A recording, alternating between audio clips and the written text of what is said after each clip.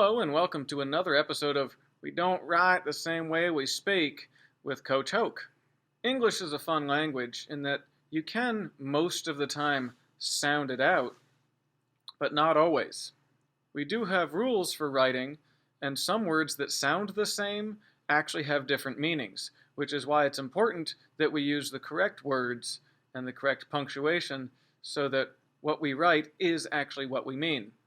Today's lesson focuses on plural words and possessive words.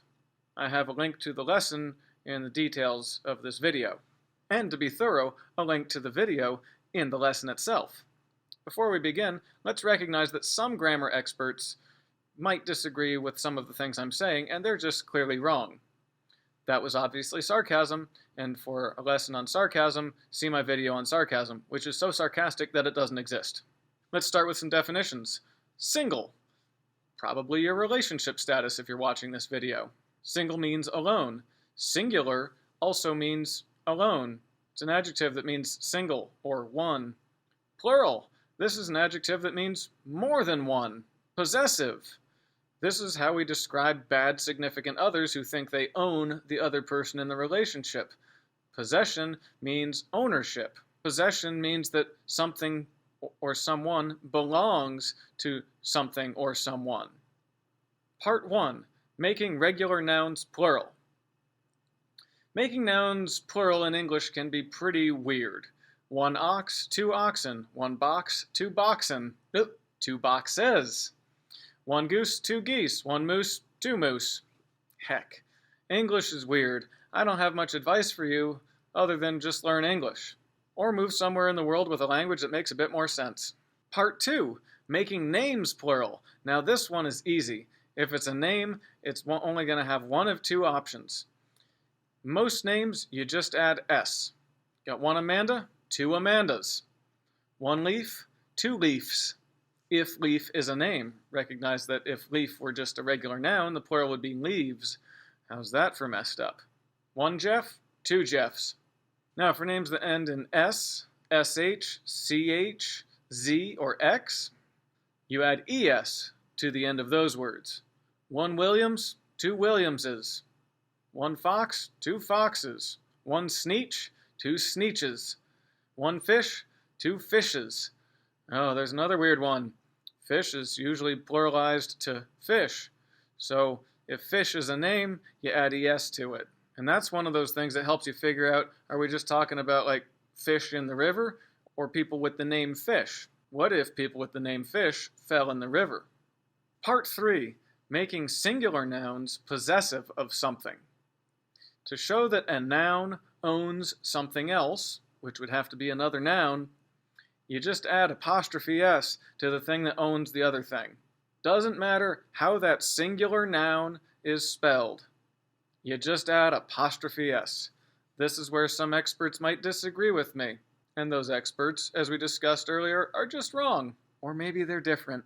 So my examples, the table's leg fell off. The table owns the leg, table apostrophe S. Jeff's dog bit Amber. Jeff owns the dog, Jeff apostrophe S. I can't find Mr. Jones's book anywhere. One Mr. Jones, he owns a book. Mr. Jones apostrophe S. You notice how I'm saying this, Mr. Jones's. That's how we would say that in English. So that's how we should spell that, whether the name ends in S or not.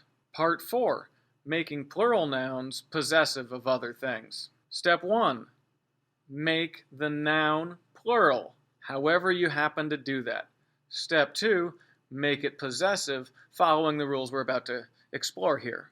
For a plural noun that does not end in S, and there's plenty of them in English, you just add apostrophe S.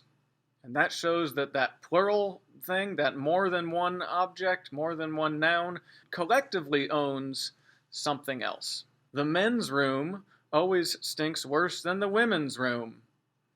More than one men have ownership of that room.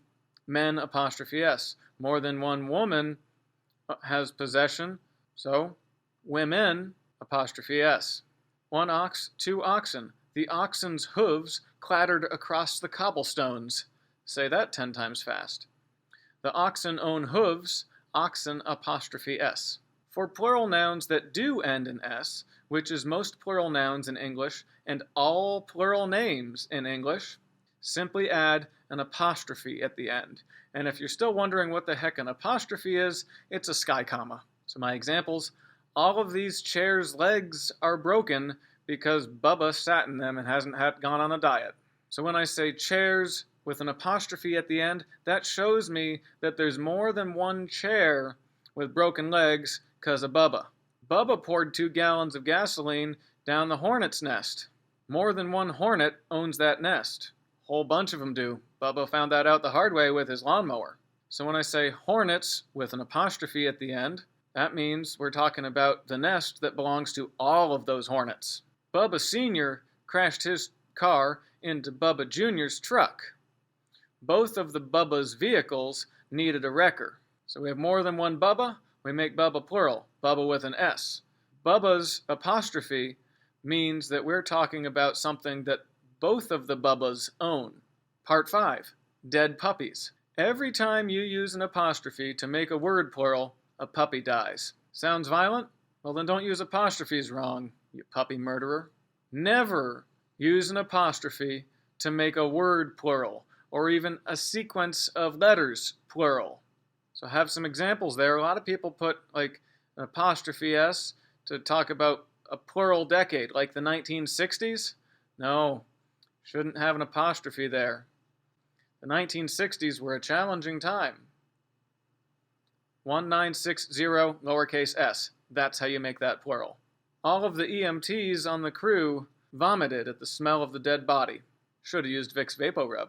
Capital E, capital M, capital T, lowercase s. No apostrophe. A lot of people, when they have an acronym, they think they're supposed to put an apostrophe s to show it's plural. No.